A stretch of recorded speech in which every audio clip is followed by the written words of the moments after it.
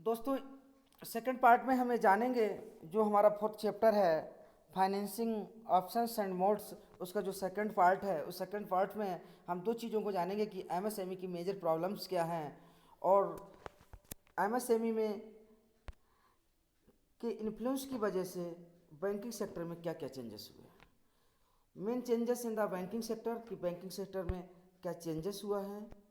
Banking sector में main changes in banking sector में क्या मेन चेंजेस हुए हैं, किसके इन्फ्लुएंस से, एमएसएमई फाइनेंस की इन्फ्लुएंस से इसमें क्या क्या चेंजेस हुए।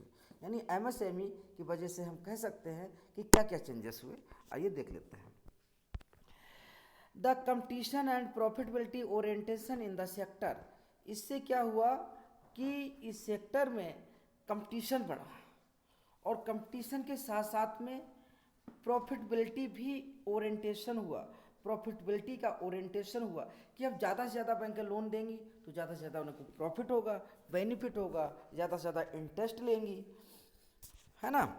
तो कंपटीशन बढ़ा, क्यों एक बैंक ने लोन दिया, दूसरी बैंक ने दिया, एक यूनिट ने अच्छा काम किया तो दूसरी जो यूनिट थी उसने सोचा कि हम भी अच्छा काम करें। तो इस तरह से इसमें क्या हुआ, ओवरऑल जो हुआ कंपटीशन बढ़ा और कंपटीशन के साथ साथ में प्रॉफिटेबिलिटी का भी ओरिएंटेशन हुआ। सेकंड है ups and downs some sectors. और जब समय समय पर अप डाउन हुए कुछ सेक्टरों में, bubbles as some economist refer the like the इक्वा IT real estate lately even retail business sector. और जब समय समय पे विभिन्न इंडस्ट्रियों में, जैसे अगर हम बात करें एक्वा में, आईटी में, रियल इस्टेट में, अगर जल्दी की बात करें तो रिटेल बिजनेस सेक्टर में भी बहुत से अप डाउन हुए हैं। Implementation of capital adequacy norms and Basel third norm. और इससे क्या हुआ, एमएसएमई का ये इन्फ्लुएंस पड़ा, एमएसएमई फाइनेंस का ये इन्फ्लुएंस हुआ उस, यानी जो एमएसएमई की वजह से जो बैंकिंग सेक्टर प्रभावित हुआ उसको Basel third norm, capital adequacy norms और बेसल थर्ड को इम्प्लीमेंट करना पड़ा। ठीक है, हमने इसमें ये जाना कि जो इन्फ्लुएंस हुआ किसका, जो माइक्रो स्मॉल मीडियम इंटरप्राइजेज का, जो micro small medium enterprises finance का है, इसके इन्फ्लुएंस की वजह से बैंकिंग सेक्टर ने क्या किया, उसमें बैंकिंग सेक्टर में एक कंपटीशन बढ़ा, प्रॉफिट भी ओरिएंटेशन हुआ और जो विभिन्न जो इंडस्ट्री थी जैसे IT, real estate, aqua etcetera, even की जो रिटेल सेक्टर बिजनेस सेक्टर थे, रिटेल बिजनेस सेक्टर जो थे उनको भी प्रभावित हुए वो सेक्टर इसकी वजह से। और इसके चलते क्या हुआ, इसके चलते इम्प्लीमेंटेशन हुआ किसका, कैपिटल एडिक्यूसी नॉर्म्स का, और बेसल थर्ड लाया गया और बेसल थर्ड का इम्प्लीमेंट हुआ। जो मेजर प्रॉब्लम है एमएसएमई की वो क्या है, major problems facing the MSME sector, कि जो एमएसएमई सेक्टर है वो उसकी मेजर प्रॉब्लम क्या है, वो क्या मेजर प्रॉब्लम फेस कर रहा है। तो आइए हम थोड़ा समरी में जान लेते हैं। एक्सेस क्रेडिट, एक्सेस क्रेडिट यानी क्रेडिट में उसको दिक्कत आ रही है, एमएसएमई सेक्टर में क्रेडिट की दिक्कत आ रही है क्योंकि मोस्टली उसमें पैसे की लिक्विडिटी की ज़्यादा आवश्यकता होती है। इस करके क्या प्रॉब्लम आ रही है एमएसएमई सेक्टर में, एक्सेस क्रेडिट की दिक्कत आ रही, यानी क्रेडिट टाइमली नहीं मिल पा रहा है। टाइमली अगर मिल पा रहा है तो वो इनसफिशेंट मात्रा में मिल रहा है, या फिर जो यूनिट्स हैं, जो इंटरप्राइजेज हैं वो लोन लेना चाहते हैं लेकिन उनके पास कोलेटरल नहीं होती है, तो वो कोलेटरल ना होने की वजह से लोन नहीं ले पाते हैं। यानी एक्सेस ऑफ क्रेडिट का उनके पास इतना ज़्यादा एक्सेस नहीं है।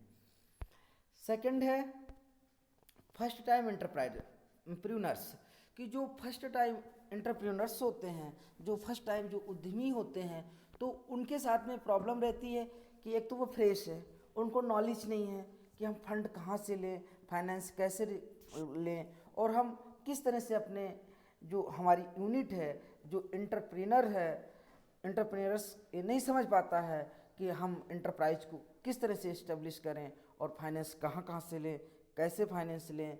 और जब वो बैंक के पास जाते हैं तो एक तो नया होता है तो बैंकें भी थोड़ा अवॉइड करती हैं कि अरे नया है, पता नहीं चलेगा या नहीं चलेगा, इसमें लॉस होगा प्रॉफिट होगा क्या, मतलब हमारा पैसा डूब तो नहीं जाएगा।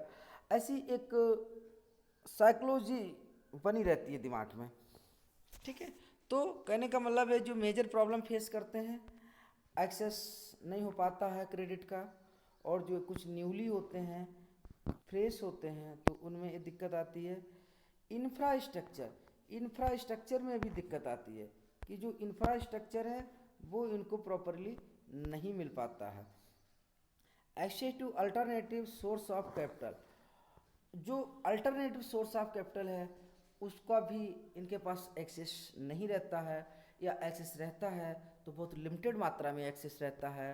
डिले रियलाइजेशन ऑफ रिसीवेबल्स, कि जो ऑन क्रेडिट जो सामान बेच देते हैं, एमएसएमई यूनिट्स जो ऑन क्रेडिट जो सामान बेचते हैं, बारोवर को देते हैं, जो बायर्स को देते हैं, तो बायर्स उसका पेमेंट टाइमली नहीं देते हैं, तो ये भी दिक्कत एमएसएमई यूनिट्स के साथ में आई है। इसी के चलते हुए डिलेड रियलाइजेशन ऑफ रिसीवेबल के चलते हुए ही क्या किया गया, ट्रेड्स की स्थापना हुई, ट्रेड्स को लाया गया। ठीक है, ट्रेड रिसीवेबल डिस्काउंटिंग सिस्टम को लाया गया, ई ट्रेड को। ठीक है, ये हम आगे पढ़ेंगे इसको ई ट्रेड के बारे में कि ई ट्रेड में क्या है कि जो भी एमएसएमई है जब कोई सामान बेचती है बायर को, जब बायर उसको खरीदता है तो ये क्या करते हैं कि जो भी इनवॉइस वगैरह होती है वो ई ट्रेड्स प्लेटफार्म पर ऑनलाइन अपलोड कर देते हैं, तो उसका जो भी पैसा होता है वो बायर को, जो भी सेलर होता है उसको मिल जाता है, ताकि उसकी जो एमएसएमई यूनिट है उसके प्रोडक्शन में या अन्य खर्चों में कोई दिक्कत नहीं आती है, ताकि वो कंटिन्यूसली वर्क करते रहते हैं। इसकी हेल्प के लिए ट्रेड्स प्लेटफार्म को लाया गया है। टेस्ट के बारे में डिटेल में जानकारी हम किसी सेपरेट वीडियो में देखेंगे।